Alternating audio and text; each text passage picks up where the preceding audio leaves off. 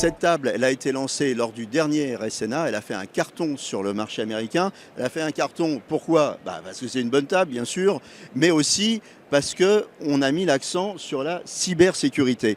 Alors, la cybersécurité, on y pense tout de suite sur des systèmes complexes, on y pense un peu moins sur des tables et sur d'autres devices. Tout à fait, Jean-Claude. Jusqu'à maintenant, effectivement, les dispositifs médicaux, du moins dans la radiologie, étaient un petit peu isolés dans la chaîne de cybersécurité, par exemple d'un hôpital. Mais aujourd'hui, il y a du normatif et on parlait du marché nord-américain. Ils ont des exigences en termes de cybersécurité sur des dispositifs comme une table, par exemple, qui sont élevées. Il a donc fallu, chez Stefanix, investir de manière importante en termes techniques, mais aussi humaines, pour former nos personnels et aussi pouvoir certifier que cette table répond aux exigences de cybersécurité et protéger le patient et le radiologue d'un vol éventuel de données.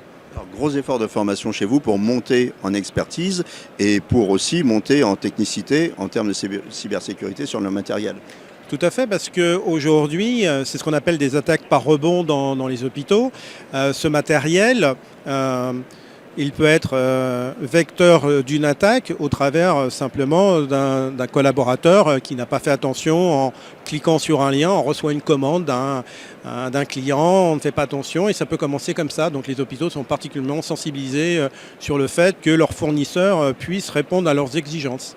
En clair, ça veut dire que, par exemple, vous envoyez quelqu'un faire de la maintenance à l'hôpital, il veut être sûr que le gars qui va faire de la maintenance, qui va se plugger sur la machine, il a été formé en cybersécurité, que la machine elle-même est sécurisée. C'est une condition minimum pour répondre à un appel d'offres. Exactement, c'est vraiment une nouveauté, une vraie problématique, c'est la prise en compte de l'humain dans la cybersécurité. C'est-à-dire que non seulement nos outils intègrent l'ensemble des éléments qui leur permettent d'être entre guillemets cybersécurisés, mais toutes nos équipes sont formées de manière à ce que quand elles vont voir un client, quand elles effectuent une action, elles soient dans cet environnement et dans cet écosystème de cybersécurité. Alors gros investissement, mais par contre ça paye. C'est un investissement qui en effet est rentable puisqu'il nous permet d'accéder à des nouveaux marchés. On parlait du marché américain, mais aussi beaucoup de marchés qui aujourd'hui sont très sensibles à la cybersécurité. Et ça fait partie de la croissance de Stefanix de se développer sur les marchés export et ça passe par ces investissements à la fois humains et matériels en cybersécurité et bien sûr en spécifications techniques sur la table. Alors, cette expertise que vous avez acquise sur la table, vous l'avez développée sur l'ensemble des gammes, je suppose? Exactement, ça c'est un point qui est aussi important, c'est que tout ce qu'on apprend sur la table, on l'écoule sur l'ensemble de notre gamme, que ce soit les mobiles de radiologie, les salles d'os, les arceaux, etc., de manière à fournir à nos clients un environnement global de matériel Stefanix cybersécurisé. Un futur sécurisé pour Stefanix? Allez, un futur sécurisé et plein de beaux projets pour Stefanix.